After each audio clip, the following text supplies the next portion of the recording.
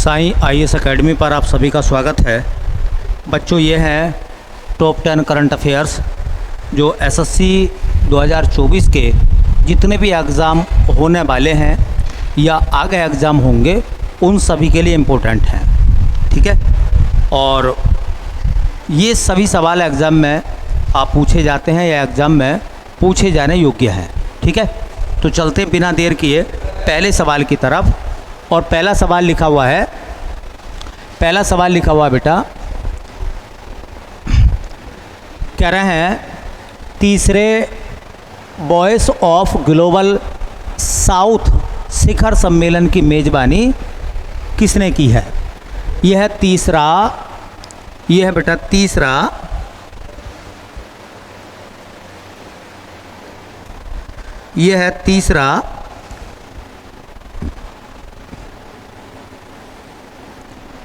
तीसरा voice of global south शिखर सम्मेलन। इसकी मेज़बानी जो है वो किस देश ने करी है। तो इसकी मेज़बानी भारत ने, इंडोनेशिया ने या मलेशिया ने की है या थाईलैंड ने की है। तो इसका बेटा सही आंसर है भारत। सही आंसर है बेटा भारत। यह है वॉइस ऑफ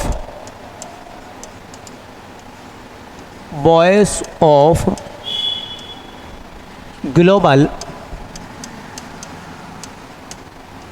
साउथ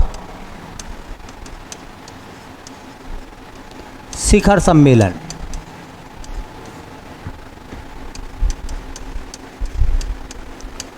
ये मामला क्या है, थोड़ा सा मैं आपको बता दूं।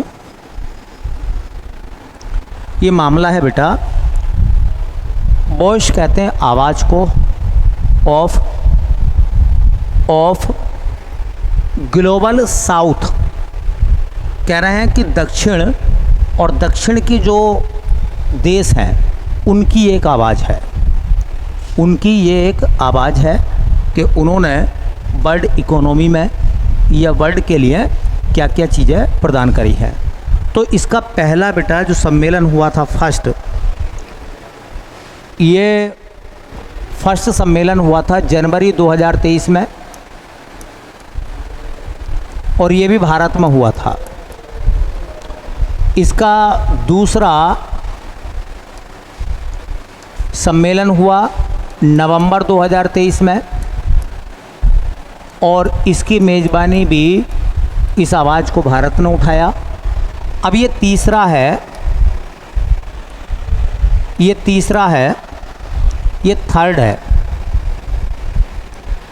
थर्ड है, और ये अगस्त में हुआ है 2024 में। याद रखें, वॉइस ऑफ ग्लोबल साउथ शिखर सम्मेलन तीसरे नंबर का भी भारत में हुआ है, और बताया जाता है कि इसका जो उद्घाटन था वर्चुअल रूप से हुआ है। भारत के जो प्रधानमंत्री हैं नरेंद्र मोदी, उन्होंने इसका उद्घाटन करा। और ये जो तीसरा वाला है ना बेटा, इसमें एक चीज़ और याद रखना, इसका विषय क्या था, इसकी थीम क्या थी। थीम इम्पोर्टेंट है। तो इसकी थीम थी एक सतत भविष्य के लिए, एक सशक्त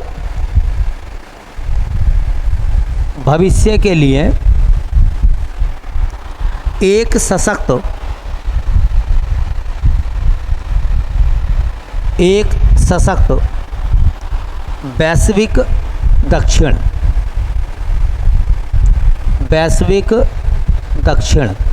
दक्षिण मतलब साउथ के जो सतत भविष्य है वो दक्षिण पर डिपेंड करता है। तो आपको सिर्फ इतना याद रखना है कि तीसरा वॉइस ऑफ साउथ शिखर सम्मेलन कहाँ हुआ था। वॉइस ऑफ ग्लोबल साउथ शिखर सम्मेलन कहाँ हुआ है, तो वो हुआ है अपने देश भारत में तीसरा। पहला वाला भी कहाँ हुआ था, तो पहला वाला भी भारत में हुआ था। चलिए अगला सवाल देखते हैं क्या कह रहे हैं। अगले सवाल में कह रहे हैं कि 6वीं भारत ऑस्ट्रेलिया समुद्री सुरक्षा वार्ता किस शहर में आयोजित की गई। अभी 2024 में भारत और ऑस्ट्रेलिया के बीच में एक वार्ता हुई है। उस वार्ता को बेटा नाम दिया गया है उस वार्ता को नाम दिया गया है छठी। यह है 6वीं भारत ऑस्ट्रेलिया समुद्री सुरक्षा वार्ता। ये हमारा हेडिंग है। भारत और ऑस्ट्रेलिया के बीच में समुद्री सुरक्षा को लेकर एक बातचीत हुई है। वो बातचीत किस शहर में हुई है? नई दिल्ली, मुंबई, कैनबरा या सिडनी? ये बातचीत कहाँ हुई है बेटा? तो ये जो बातचीत हुई है, ये वार्ता जो हुई है, ये वार्ता किस शहर में हुई है, मतलब किस स्थान पर हुई है? तो स्थान का नाम आएगा आपका कैनबरा। ये शिखर सम्मेलन जो होते हैं, इनके जो नंबर हैं ये याद रखें। भारत और ऑस्ट्रेलिया के बीच में कौन से नंबर की समुद्री सुरक्षा वार्ता हुई है? तो ये 6ठे नंबर की हुई है। ठीक है, 2-3 सवाल, चूँकि ऑस्ट्रेलिया है इससे सवाल बन जाएंगे कि ये जो बेटा ऑस्ट्रेलिया है, ऑस्ट्रेलिया की कैपिटल क्या है, राजधानी? तो राजधानी बेटा कैनबरा। ऑस्ट्रेलिया की मुद्रा क्या है? तो ऑस्ट्रेलिया की मुद्रा है डॉलर। ऑस्ट्रेलिया के प्रधानमंत्री कौन हैं? ऑस्ट्रेलिया के जो प्रधानमंत्री हैं उनका नाम भी पूछ सकते हैं। तो बेटा उनका नाम आता है एंथनी अल्बनीज। Anthony Albanese. ठीक है, एक और सवाल याद रखना। देखिए एक सवाल आता है, land of golden fleece. Land of golden fleece. Fleece को हिंदी में कहते हैं ऊन, सुनहरी ऊन का स्थल। Land of golden fleece. Fleece का मतलब होता है ऊन, गोल्डन का मतलब हो गया सुनहरी, ऑफ लैंड मतलब भूमि। हाँ, सुनहरी ऊन की भूमि किसे कहते हैं? तो वो कहते हैं बेटा ऑस्ट्रेलिया को। ऑस्ट्रेलिया को लैंड ऑफ गोल्डन फ्लीस कहा जाता है। करेक्ट। चलिए तीसरा सवाल देखते हैं आज का। तीसरा सवाल देखते हैं, इम्पोर्टेंट है। ये लिखा गया, देखिए 14वीं भारत ऑस्ट्रेलिया संयुक्त कार्य समूह की बैठक किस शहर में हुई है? पहली वाली कौन सी थी? पहली 6ठी भारत ऑस्ट्रेलिया समुद्री वार्ता थी। और ये क्या है? यह है 14वीं भारत ऑस्ट्रेलिया संयुक्त कार्य समूह की बैठक। ये 14वें नंबर की है। ये कहाँ हुई है? नई दिल्ली में, कैनबरा में, मुंबई में या सिडनी में? ये कहाँ हुई है बेटा? ये कहाँ हुई है इसको बताना है आपको। 14वीं भारत ऑस्ट्रेलिया संयुक्त कार्य समूह की बैठक का आयोजन कहाँ पर हुआ है? ठीक है, तो ये बैठक कहाँ हुई है? तो ये बैठक हुई है बेटा अपने देश की राजधानी में, अर्थात नई दिल्ली में। अब कंफ्यूज बिल्कुल मत होना, भारत और ऑस्ट्रेलिया के बीच में कार्य समूह की बैठक जो हुई है वो नई दिल्ली में हुई है, और भारत और ऑस्ट्रेलिया के बीच में समुद्री रक्षा की जो वार्ता हुई है वो ऑस्ट्रेलिया की राजधानी कैनबरा में हुई है। ठीक है, अगले साल ये 15वें नंबर की भारत ऑस्ट्रेलिया संयुक्त कार्य समूह की बैठक कैनबरा में होगी, और अगले साल भारत ऑस्ट्रेलिया समुद्री सुरक्षा की जो वार्ता है वो दिल्ली में होगी। हर साल ये दोनों देश आदान प्रदान करते रहते हैं। ठीक है, तो नई दिल्ली में हुई है, और इसमें जो चर्चा हुई है भारत और ऑस्ट्रेलिया के बीच में, वो चर्चा हुई है आतंकवाद को लेकर।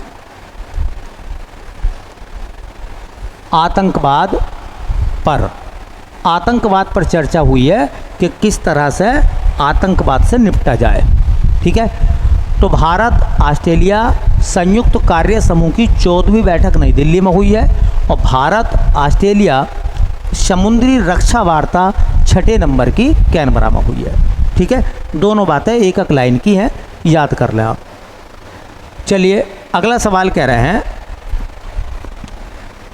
64वीं अंतर्राष्ट्रीय चीनी संगठन ISO इंटरनेशनल शुगर ऑर्गेनाइजेशन की मेज़बानी किस देश ने की है? ये मेज़बानी किस देश के द्वारा की गई है ये बताना है आपको।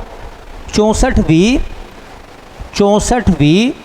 अंतर्राष्ट्रीय 64वीं अंतर्राष्ट्रीय चीनी संगठन की मेज़बानी किस देश ने करी है? भारत ने, ब्राज़ील ने, क्यूबा ने या यूएसए ने? तो ये मेज़बानी किसने करी है? तो मेज़बानी करी है बेटा भारत ने। ठीक है, किसने करी है? तो आंसर आएगा अपना देश भारत।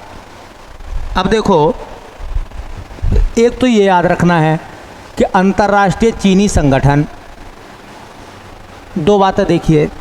ये जो अंतर्राष्ट्रीय चीनी संगठन है, इस संगठन की स्थापना कहाँ हुई थी, कब हुई थी? तो अंतर्राष्ट्रीय चीनी संगठन की स्थापना हुई थी 1968 में। अंतर्राष्ट्रीय चीनी संगठन का मुख्यालय कहाँ है? तो बेटा इसका जो मुख्यालय हेडक्वार्टर वो है बेटा लंदन में। और आप सब बच्चों को पता होगा कि लंदन ब्रिटेन की राजधानी है और टेम्स नदी के किनारे पर बसा हुआ एक शहर है। इसी चीनी संगठन की 64वीं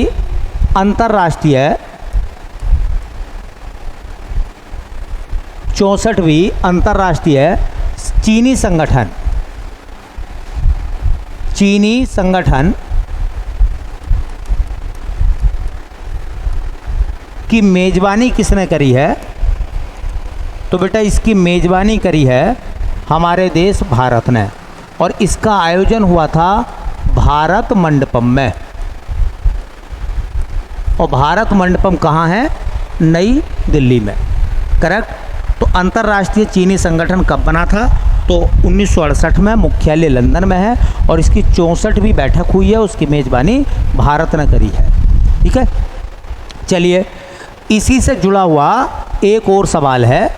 सवाल यह है कि विश्व में सर्वाधिक चीनी का उत्पादन करने वाला देश कौन सा है? दुनिया में सबसे ज़्यादा चीनी का उत्पादक देश कौन सा? 2024 के आंकड़ों के आधार पर तो सर्वाधिक चीनी का उत्पादन करने वाला देश, दुनिया में सबसे ज़्यादा चीनी का उत्पादन करने वाला देश वो बना है अपना देश भारत। दूसरे नंबर पर आता है बेटा ब्राज़ील। तीसरे नंबर पर आता है यूरोपीय संघ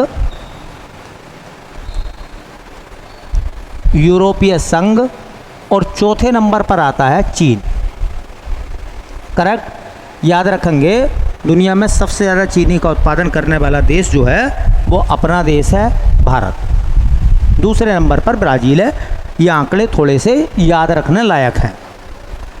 चलिए अगले सवाल को देखें तो ये लिखा हुआ है कि गन्ने से इथेनॉल बनाने में भारत का विश्व में कौन सा स्थान है?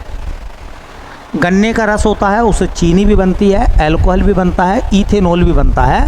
तो गन्ने से इथेनॉल बनाने वाले देशों में भारत का नंबर कौन सा है? तो मैं आपको बता दूं बेटा, पहले नंबर पर आता है यूएसए, अमेरिका, गन्ने से क्या बनाने में? इथेनॉल।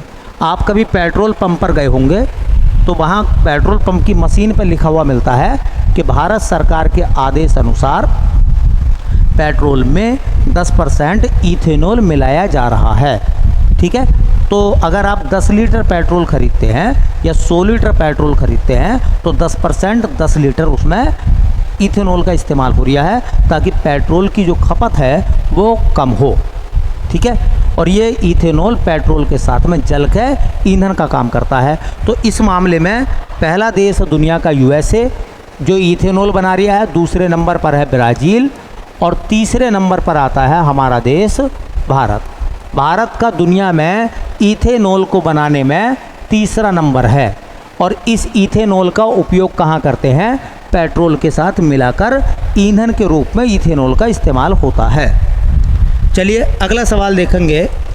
अगला सवाल क्या लिखा गया है? अगले सवाल में बेटा कह रहे थे, देखिए 112वां अंतर्राष्ट्रीय श्रम सम्मेलन का आयोजन किस देश में हुआ? 112वां अंतर्राष्ट्रीय श्रम संगठन ये कहाँ पर हुआ है? तो देखो पहले मैं आपको दो बातें बता दूं बेटा। ये है अंतर्राष्ट्रीय श्रम सम्मेलन। तो ऐसे ही होता है अंतर्राष्ट्रीय श्रम संगठन, इसे कहते हैं ILO, इंटरनेशनल लेबर ऑर्गेनाइजेशन। ये अंतर्राष्ट्रीय श्रम संगठन जो है बेटा, ये दुनिया के या UNO के पुराने संगठनों में से एक है। सबसे पुराने संगठनों में से एक संगठन है अंतर्राष्ट्रीय श्रम संगठन। और अंतर्राष्ट्रीय श्रम संगठन की जो स्थापना हुई थी वो हुई थी बेटा 1919 में। अंतर्राष्ट्रीय श्रम संगठन का जो हेडक्वार्टर है, मुख्यालय, वो मुख्यालय बेटा जेनेवा में। कहाँ है? जेनेवा में। अब सवाल यह है कि अंतर्राष्ट्रीय श्रम सम्मेलन 112वां कहाँ हुआ था? तो 112वां अंतर्राष्ट्रीय श्रम सम्मेलन, लेबर को कोई समस्या ना हो तो ये सम्मेलन हुआ है जेनेवा में। और जेनेवा सब बच्चों को पता होगा स्विट्ज़रलैंड की राजधानी है। कमेंट करके बताइए अगर आप पढ़ते हैं और सीरियसली हैं, ठीक है, सिंसियर होकर तैयारी करते हैं तो बताइए। हाँ, लेबर दिवस, मज़दूर दिवस कब मनाया जाता है? अंतर्राष्ट्रीय मज़दूर दिवस कब मनाया जाता है? ये कमेंट करके बताइए अगर आप सीरियस होकर तैयारी करते हैं तब। आपको लगता है कि SSC को आपको पकड़ना है और SSC में आपको एक अच्छा स्कोर बनाना है, तो फिर आप इस सवाल का जवाब कमेंट में बताइए कि अंतर्राष्ट्रीय मज़दूर दिवस कब मनाते हैं। देखते हैं कितने बच्चे सिंसियर हों और जवाब देंगे। चलिए अगला सवाल देखें। ये लिखा हुआ है 50वां G7 शिखर सम्मेलन 2024 में कहाँ आयोजित किया गया? ये कह रहे हैं कि 50वां G7 का, ग्रुप 7 का शिखर सम्मेलन कहाँ हुआ था?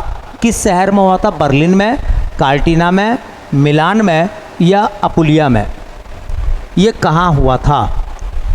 ठीक है, तो मैं आपको बता दूं ये अपुलिया में हुआ था। और ये कौन सा है? 50वां G7 शिखर सम्मेलन 2024। ठीक है, ये 50वां G7 का शिखर सम्मेलन था। इसका आयोजन कहाँ हुआ? तो बेटा इसका आयोजन हुआ अपुलिया में, अपुलिया में हुआ था। और ये जो अपुलिया है ये एक शहर है इटली का। कहाँ का? इटली का शहर है, वहाँ पर इसका आयोजन हुआ था। अब दो एक बात अब कर लेते हैं। जो G7 है ये क्या है? तो दुनिया के 7 विकसित देशों का समूह है G7। G7 में दुनिया के विकासशील नहीं, विकसित देश शामिल है 7। कौन कौन से देश 7 शामिल हैं? एक देश आता G7 में कनाडा,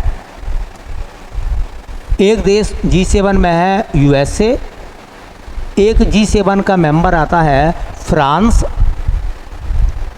एक G7 का मेंबर आता बेटा फ्रांस के बाद इटली, एक G7 का मेंबर आता है बेटा G7 में जापान, एशिया का एकमात्र विकसित देश जापान, एक G7 में आता है ब्रिटेन, और एक G7 का जो मेंबर है वो है जर्मनी। तो 7 देशों का समूह है G7 और दुनिया के 7 विकसित देश हैं। आपको पता होगा कि सन 2014 में जब रूस ने यूक्रेन के क्रीमिया को कब्जे में कर लिया, अपने अधिकार में ले लिया, तो रूस को G7 से हटा दिया गया था, है ना। तो ये बात नोट करके लिख लें।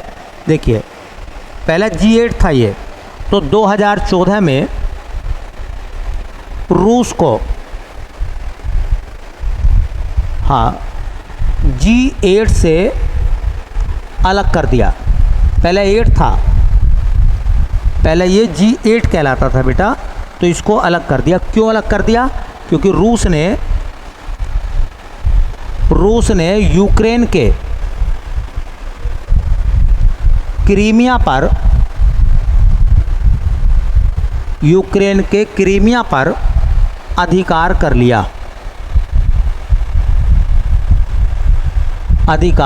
लिया।